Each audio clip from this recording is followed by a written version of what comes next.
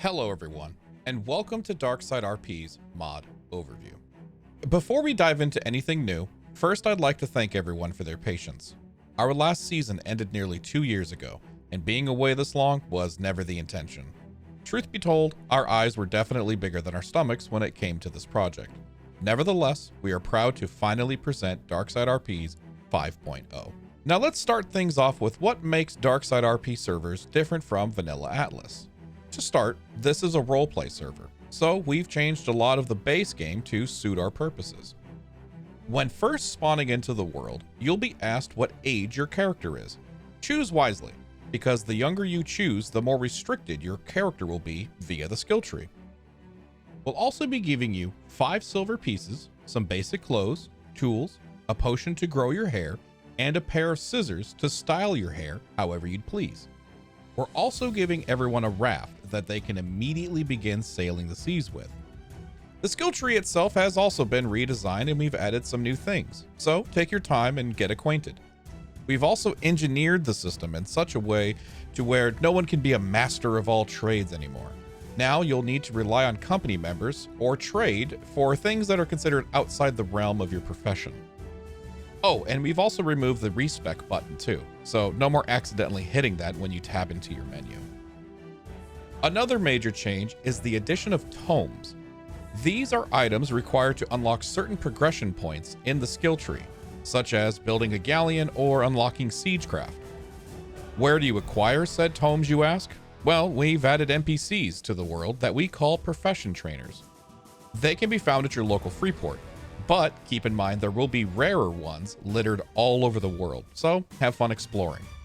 Next up is the economy. Unlike Vanilla Atlas, we wanted the currency to be valuable, so we divided it into 3 simple tiers: copper, silver, and gold. 100 copper equals 1 silver, 100 silver equals 1 gold.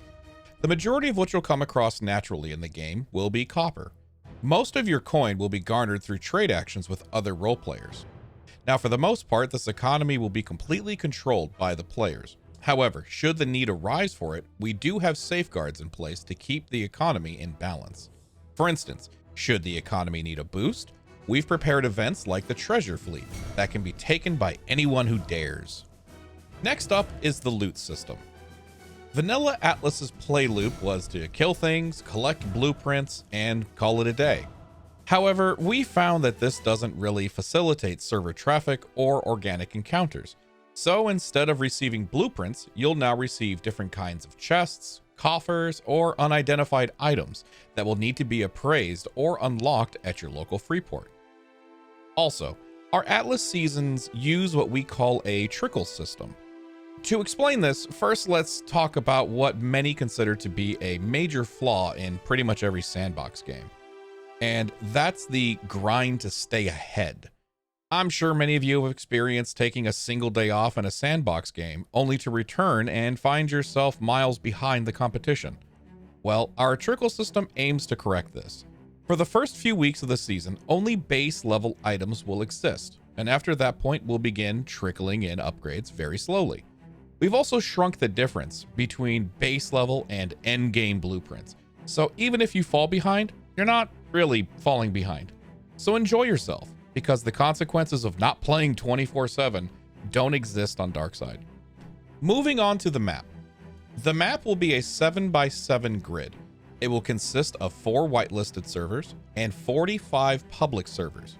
The outer edge is what we call the outer reaches, which will have an increased resource yield. However, no bases can be built in the outer reaches due to a storm that comes in regularly and will destroy any and all buildings on those islands. The idea behind not allowing people to build permanent bases here is simple. Unfortunately, the way Atlas's map system works is once the grid itself is live, it's set in stone.